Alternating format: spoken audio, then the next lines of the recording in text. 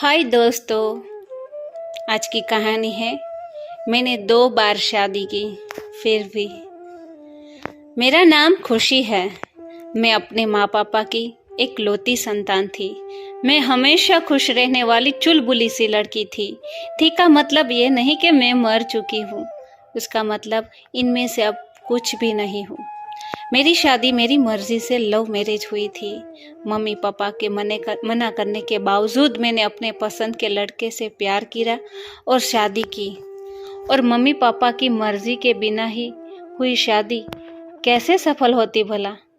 थोड़े ही महीने सब कुछ ठीक चला। कुछ महीने बाद वो मुझे मारना, तोड़ना, फोड़ना, ऐसी बात नहीं कि वो पीता था, नहीं, वो मुझे शौक से मारता था। उसे लगता था कि मुझे मारना उसका हक है। मुझे बहुत दर्द होता था। एक दिन मौका मिला और मैं अपना थोड़ा सा सामान लेकर भाग गई। उससे दूर एक दूसरे शहर में चली गई। वहां जाकर मैंने काम करना शुरू किया। मैं पढ़ने में बहुत होशियार थी, इसलिए मुझे काम जल्दी मिल गया। मैं बहुत अच्छे पगार पर काम कर रही थी। पता नहीं बॉस मुझसे कुछ ज्यादा ही खुश थे। काम करते हुए मुझे 2 साल बीत गए।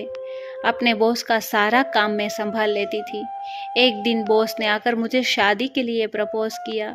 मैं भी अकेले रहकर थक चुकी थी, मैंने भी हाँ कर दी। हमारी शादी के 6 महीने बीते और मैं प्रेग्नेंट हो गई। मैंने अपने पति से इस बारे में बात की। उन्हें अभी बच्चा नहीं चाहिए, यह कहकर मुझे बच्चा गिराने को कह दिया। मैंने बच्चा गिराने को साफ मना कर दिया। पहली बार उसने मुझसे बहुत बड़ा झगड़ा किया। मुझे उस पर शक हुआ। मैंने उसका पीछा किया। लगातार हफ्तों तक मैंने उस पर नजर रखी और मुझे पता चला कि वो ऑलरेडी 2 बच्चों का बाप है। उसका एक बड़ा परिवार है जहाँ उसके मम्मी पापा, उसकी पत्नी और उसके बच्चे रहते हैं। वह हफ्ते में एक ही बार उनसे मिलता है। अब जिंदगी बिखरी बिखरी लग रही थी। आखिर किस जगह से उसे समेटूं, कुछ सूझ नहीं रहा था। मैंने इस बारे में अपने पति से बात की और उसे डिवोर्स की बात की, लेकिन यहाँ कहाँ सीधा कुछ होता है।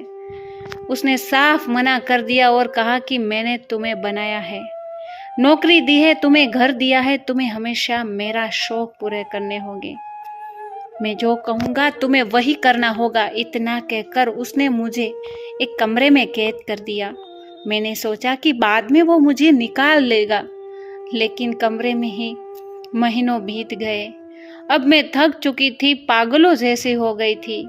अपने दोस्तों को भी वो मेरे साथ। एक दिन मैंने सब कुछ विरोध किया और मैंने पहले से ही प्लान कर रखा था कि आज मैं इन सबको नहीं छोड़ूंगी। आज मैं आज़ाद होकर रहूंगी। मुझे जिसका नशा वो देते थे, मैंने उनके सबके ड्रिंक्स में उसे डालकर उन सबको बेहोश कर दिया। आधे होश में भी वो मेरा हाथ नहीं छोड़ रहे थे, मुझे बाहर नहीं जाने दे रहे थे। मैंने उसे और उसके दोस्त को गुस्से में मार मार कर मार डाला। उसे मारते वक्त ऐसा लग रहा था कि जैसे मैं आजाद होने के लिए अपने रास्ते को बना रही हूँ। लेकिन दूसरे ही पल होश आया कि मैंने बहुत बड़ा गुनाह किया है।